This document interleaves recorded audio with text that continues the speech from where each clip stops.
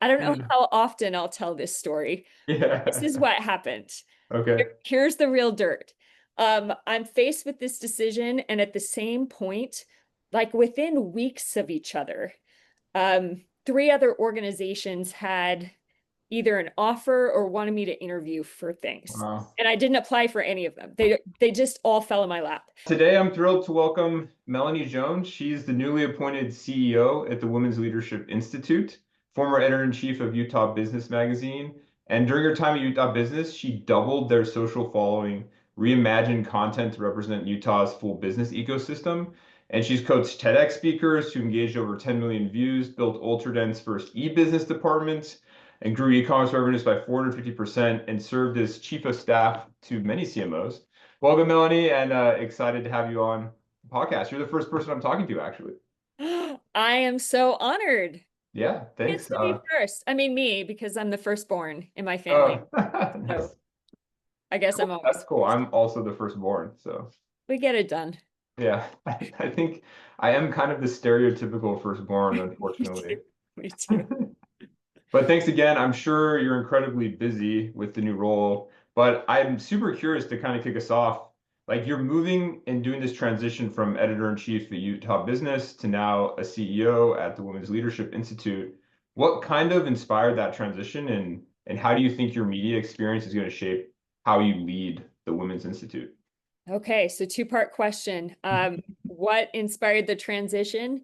WLI reached out to me. They asked me to throw my hat in the ring, and I didn't honestly know a lot about the organization. So threw my hat in the ring. They called me for a Zoom interview. Still didn't do much or Yeah, didn't know much about the organization for the first couple of rounds. I really yeah, didn't know much. And then for the final round, they had the final candidates put together a strategic presentation. And that made me really dig in. And I had yeah, to just glean as much as I could from what was publicly available, people I had known that went through the programs, but it was all kind of hush hush as well. Obviously, didn't want to jeopardize the role that I was yeah, in case it didn't work out. totally. And as I really dug in, I fell in love with the organization and its mission, what it stood for. And the decision was pretty hard to make. I had a Yeah, I can great imagine. gig at Utah Business. It was an amazing opportunity. And I think that this particular audience of this podcast is probably the right one to tell this story. I don't know Mm. how often I'll tell this story. This is Yeah. what happened. Okay. Here's the real dirt. I'm faced with this decision, and at the same point, like within weeks of each other, three other organizations had either an offer or wanted me to interview for things. Wow. And I didn't apply for any of them. They just all fell in my lap. I don't do well with choices. Like I just want to sit and stay and put my head down and do good work. And I don't want to be tempted by all these Hmm. outside things. I stayed at Ultradent for almost 30 years. That's Yeah. the kind of person I like to be, where I just like recruiters call and I say, I'm pretty happy. Yeah. But all four of these opportunities were kind of rare. And so I went on to ChatGPT. I Yeah. loaded the results of three different personality tests that I've Oh, taken wow. over the years. I gave I gave ChatGPT the information about all four roles, plus the role I was currently in at Utah Business. And I went back and forth with it and was like, what should I do? Yeah. It quickly eliminated a role that I thought was going to be the winner. Wow. And I was like, hey, why did you get rid of this job? Like, this seems like an amazing job. Yeah, And totally. it's under the tutelage of somebody I really respect and admire, that I would Mm. be the right hand person. It's actually a ton of money, like all of Yeah. these, and really close to home. So the commute would be amazing. Why would you scratch that? Yeah. Basically said, that's a more behind the scenes role than you want. Huh. And I'm like, I don't know. I think of myself as kind of a behind the scenes person. And ChatGPT was like, really? Yeah. And I'm Interesting. like, hey, yes, But I'm not a spotlight person. And it's, yeah. mm-hmm. Anyway, so But you go, believed it, it sounds like ultimately you well, reconsidered. well, one question that it asked me, and this is a question that we all ask ourselves, this is not the brilliance of ChatGPT, but it struck me in the moment. It said, which choice, if you don't make it, are you going to regret 5 years from now? And Mm, so when I was looking at it, I was like, okay, this one that I thought I was going to go for, it's very corporate. It's an executive role. Those are available in any number of companies around the state at any given time. Uh, yeah. and so I'm going through things, and when I'm looking at WLI, I never had any aspirations to be a CEO. Sounds like a total nightmare, and here I am doing it. But like seriously, sounds like a nightmare. But when I was looking at this option, I thought, okay, if I ever were to be a CEO, there would have to be certain conditions. First of all, it would have to be small enough that I feel like I can wrap my arms around it and keep it stable Mm, and like under control. I don't know that I would want to be the CEO of some place that has 2,000 employees. yeah. That feels like more than I want to commit to. So it would have to be small enough. It would have to be financially stable. Right now, Mm. we've got 2 years of operating capital in the bank Oh, when that's I walked in awesome. the door. It would have to be a cause that I believe in Mm, or a product or service that I really am passionate about. And then I would have to feel supported. And this yeah. board at WLI, they're amazing people, amazing leaders in the state that I really admire. And Mm, they wanted me. And they're all like totally invested in my success. And so when I'm looking at this and going, I've got the board, I've got yeah. the company size, I've got the mission, the timing is right, like all of these things put together, this particular opportunity is not going to appear next year or in 5 years or in 10 Yeah. years. There are too many little details that I was demanding. Whereas the other options that were on the table were all random executive roles, which I have done before and I can do again if I wanted Yeah. to. But this, the time is now. And so I That's awesome. That's a great story, especially using ChatGPT. It's so crazy how it's changed so many different areas of people's lives, but it sounds like it helped you, like ultimately have something to at least like bounce your ideas off of and get some feedback. yeah, and gave me some clarity of thinking. And again, this is not something I could be super public with. I did have a few advisors in my corner Hmm. that I felt safe bouncing things off of. But I couldn't go very wide because Yeah. that could have gone nuclear easily. Yeah, totally. Well, maybe to go a little bit off the planned script based on your story, like how is someone's listening to this, how do they get to where you are, where they've got multiple amazing options coming out of nowhere? Like what's your Oh secret? my gosh, like it felt wild. I can tell you that I really felt like the universe was taking care of me. Hmm. I had felt for a moment like maybe it was time to move and I was resisting it because I loved that job at Utah Business so much. But I Yeah. was feeling a pull towards something. I didn't know Hmm. what. And then to have this all land in my lap, that has never happened to me before.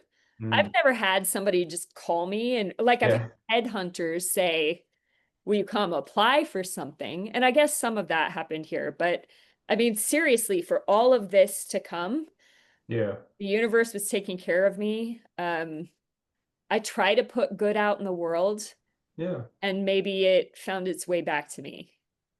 That's awesome. Well, The only advice I have to other people, put good out in the world, make sure other people know you. yeah. Your network, you've heard that expression, your network is your net worth. Yeah. And that certainly has been the case for me, and something unexpected because I was not a networker before I took the Hmm. job at Utah Business.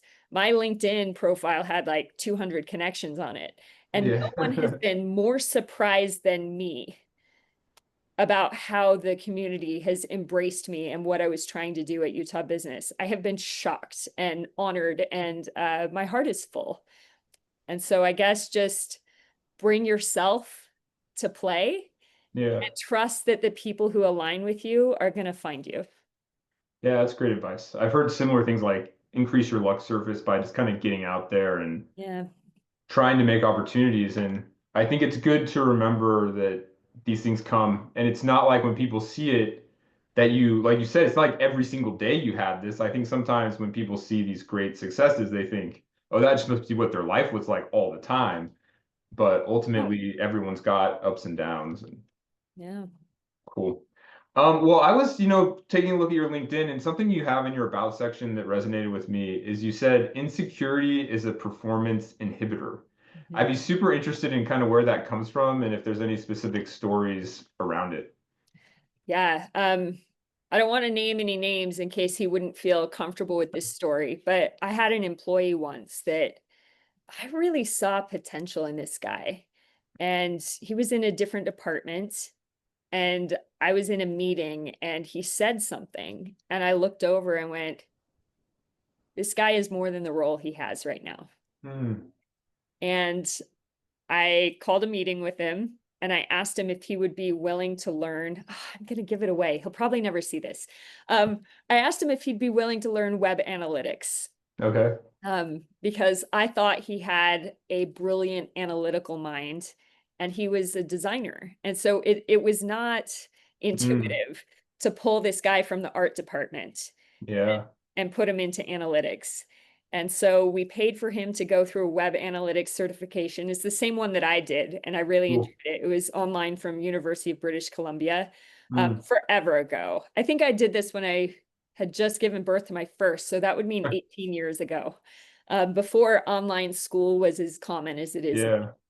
Yeah. And I really got a lot from that program. And I asked if he'd come over and we'd put him through it. And we did. And he got certified in this, started running split A/B tests on our website. And I just Nice. really liked the way that his mind worked.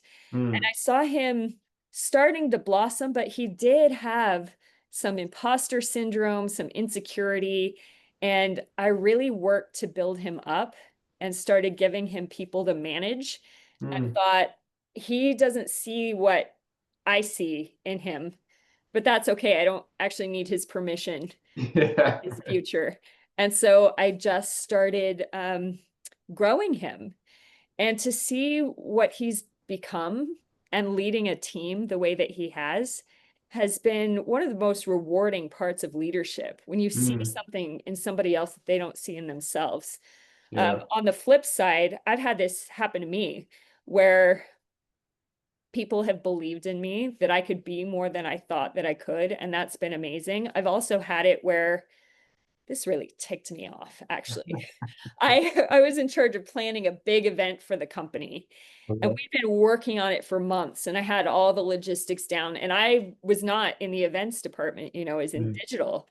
And it was just something they asked me to do because I had seen some ways to improve. I had just done a bunch of coaching at TEDx Salt Lake City and some event execution in my volunteer Hmm. time. And so they gave me this responsibility. We've been working for months, prepping the speakers, like doing all this stuff. And 2 days before, an executive pulls me aside and says, the founder is wondering why we're spending all this time on this thing. And, like kind of gives me that. I'm like, why are you saying this to me 2 days before the event? Yeah. Because now I'm feeling insecure. Right. Nobody ever did anything better while they were insecure. Yeah. They need confidence to perform well. Yeah. So I'm thinking I've got this thing 2 days from now. I'm going to get up on stage and I'm going to be feeling Hmm. energy like, you don't believe in this. You don't Yeah. support me. And that's the baggage that I bring to doing something so important. And so I was ticked and I actually kind of yelled. Oh, nice. Negative, like, why would you talk to me about this right now?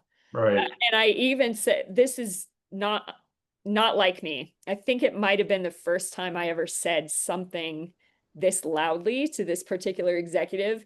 And it's definitely the first time I ever said this. I Hmm. said something like, what am I even doing here? Like, Yeah. I keep pushing so hard and I feel like I just keep hitting Hmm. against a wall. Maybe I don't even belong at this company anymore. And he's like, Mel, you belong here.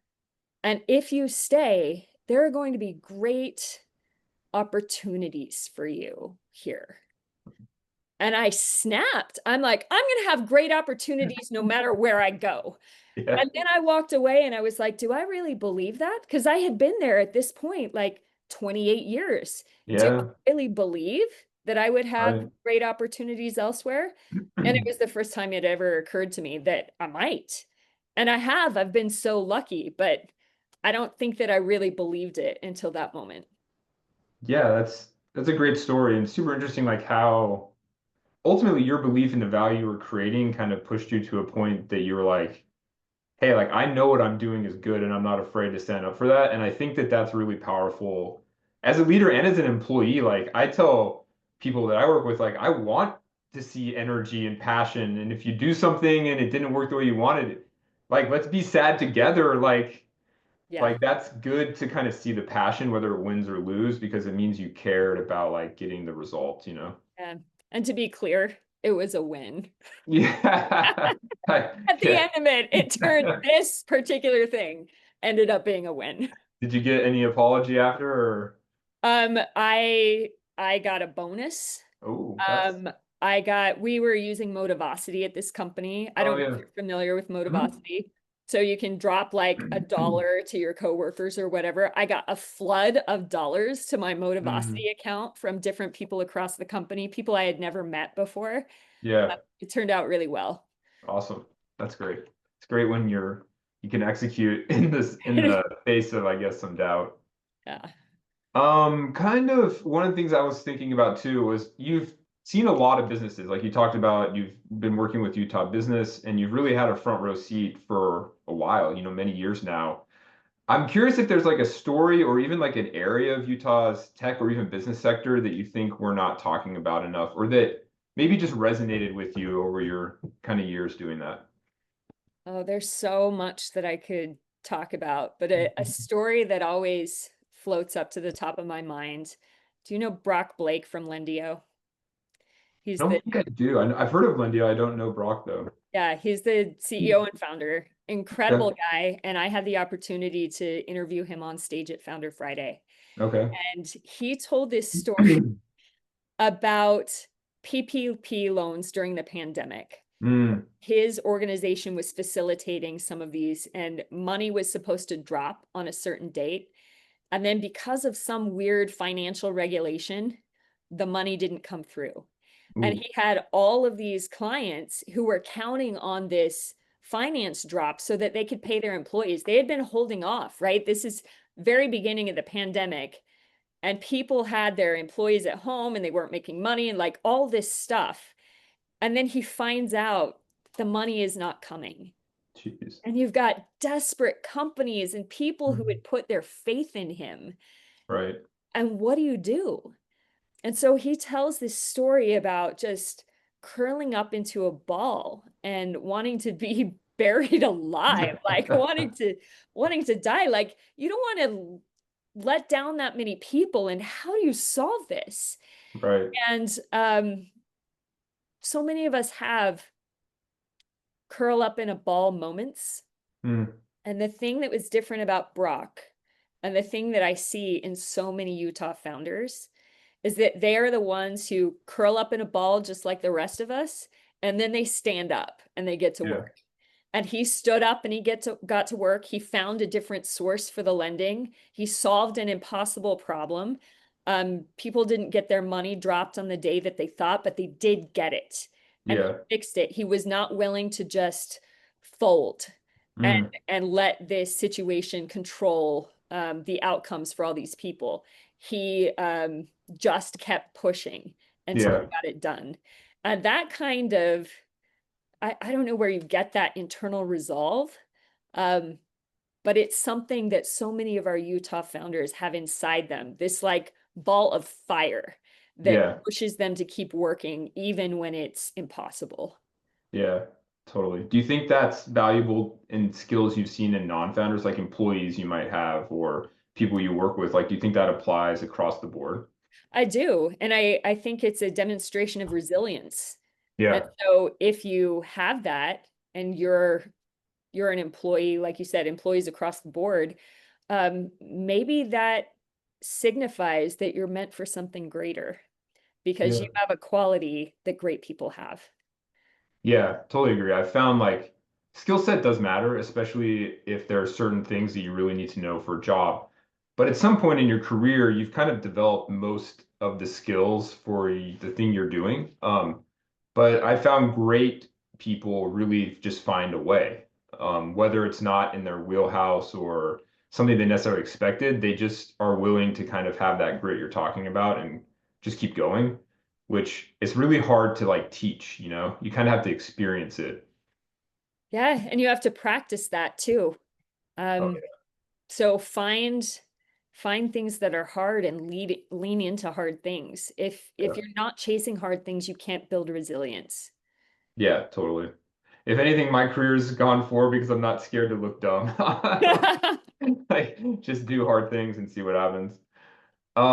So you've been a bridge, I would say, between creative and technical disciplines. I'm curious on your thoughts on how like AI might shape some of that as we're getting more automated. You were just talking about using ChatGPT in your life. Like, how's the world going to look differently with AI in some of these fields? Something I heard at Utah Tech Week a couple of times, actually, Mm, but the most memorable time I heard it was from James Jackson, um, mm, who's a leader in our community. He's an amazing man, and he said that he expects a pendulum shift. Why was that so hard to say? I don't know. He expects a pendulum shift because we have been, as employers and as leaders, focused on looking for people who have specific skill sets. mm, With AI and all the permutations of AI that are available, hard skills are going to be the easiest thing to teach now. yeah, Um, and it really shakes what we thought we knew about the workforce to the core.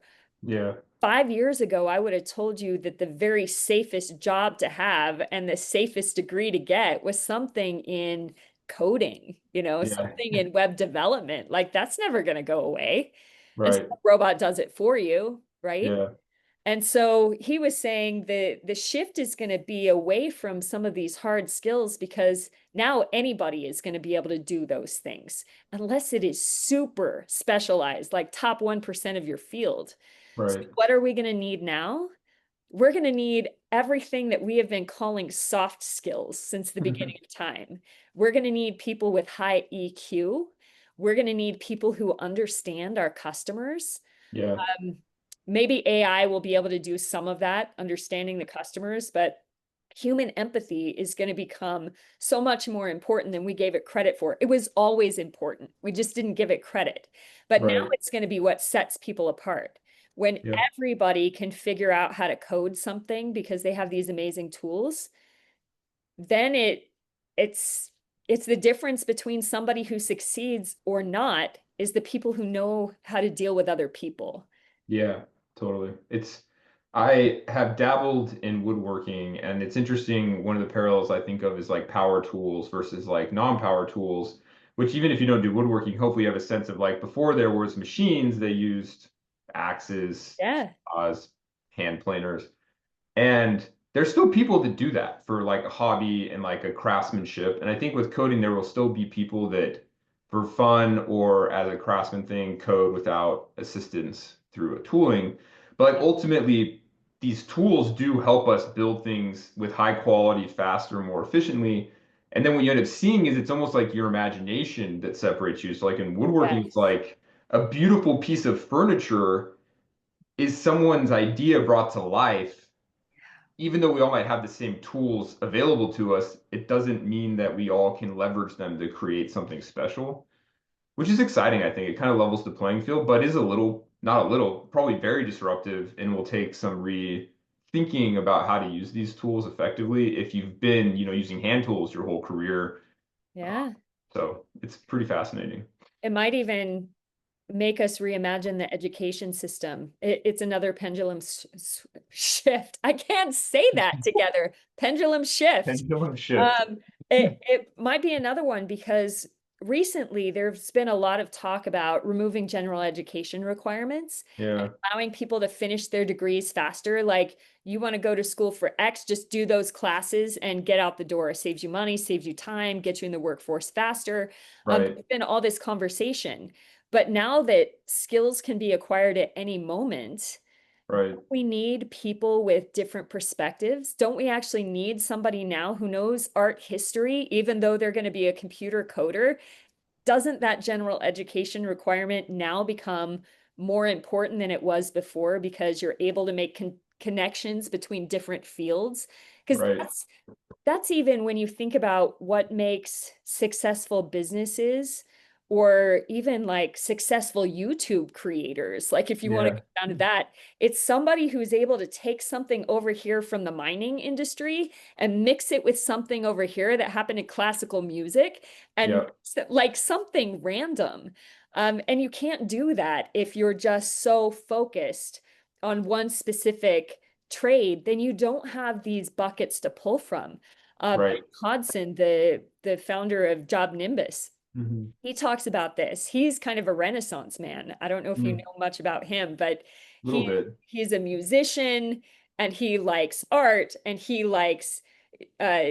has done highly technical stuff and now he's doing things for the construction industry, and he talks about that, how he pulls from all of these things, and he is a unique once in a generation mind Mm, because he's not just doing what everybody else has learned how to do. He's pulling from different disciplines.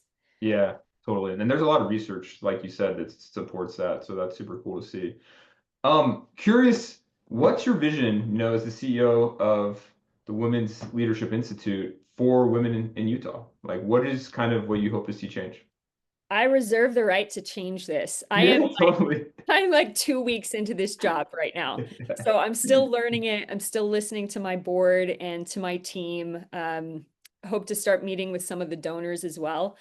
But when I think about it right now, my initial reaction is we need more women at higher levels of leadership. We need Yeah. more women on boards. We need more Mm, women CEOs. And how do we get there? And why do I think we need that? Because I get pushback on this sometimes. You look at a woman like Leslie Snavely, the CEO of CHG Healthcare, mm, and how she has created a culture at CHG Healthcare that is good for everyone mm, because she knows about things that are important to families and important to women, and she's built them into a culture that is getting national recognition from yeah. like Fortune magazine and Inc. And it's not just local success, it's national success. Yeah. And some of this comes just from knowing things. Yeah. Um, I was one was once talking to somebody on, I think it was a LinkedIn chat, who was asking why we need more women in politics. I Mm, said, well, now we've got this law that companies of a certain size have to have a lactation room mm, where a lactating mother can go and close a door in private and pump during the day. right. It wasn't a man who introduced that legislation, and I wouldn't expect it to be. How do they know what it's like to be True. a woman sitting in a bathroom stall with a pump balanced on your thighs and milk dripping all over your suit? Sorry, I got graphic for your audience here, but I have been that girl because my babies predated this legislation. Right. And when you think about that, even about your own children, do you really want them drinking milk that was in a bag that was packaged in a bathroom? Yeah. Like, you wouldn't eat, I don't know, a bottle of juice that was packaged in a bathroom, and yet Right. that's what we were doing for our babies. And Yeah. so just some of this perspective at the high levels. And I'm not saying there's not room for leaders of every shape, size, gender, and color. There absolutely are. But can't we have some of them be women just to surface these questions Totally. and these needs? Because what's good for women is typically good for families Right. overall, men and women alike. Yeah, and I think there's a lot of, I mean, maybe not a lot, but research I've seen recently comparing women and men leadership. And I think the data is actually suggesting women are better leaders on average Like, think there's some good statistics around this, and even just from a, like you said, world viewpoint. Um, so yeah, I'm excited about that vision. I think it makes a ton of sense. I think that if we can start to get more women thinking that way, not like you said, not just women, but more diversity. Because what I found the challenge with diversity is if you try to inject it in a forceful way where you're maybe not getting the right candidates, then it Mhm. starts to feel weird to people.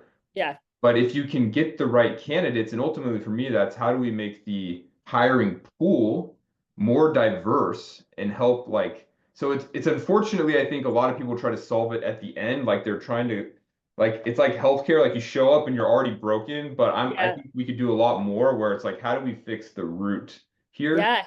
as well as the end. I mean, there's still problems there, but there's I think a lot we can do. And that has to do with a lot of things. And we found this at TEDx Salt Lake City. So we were not getting applications, speaking applications from across the community. Mm. It was like a very typical person that we would receive a speaking application for. And so we're like, what do we do? Like, it's not like we're trying to not include these various groups of people, but they're not in the pool. And so we went to Sarah Jones of Inclusion Pro. She was one of our past speakers. And she's like, well, your application language is alienating Mm. to other Mm. communities.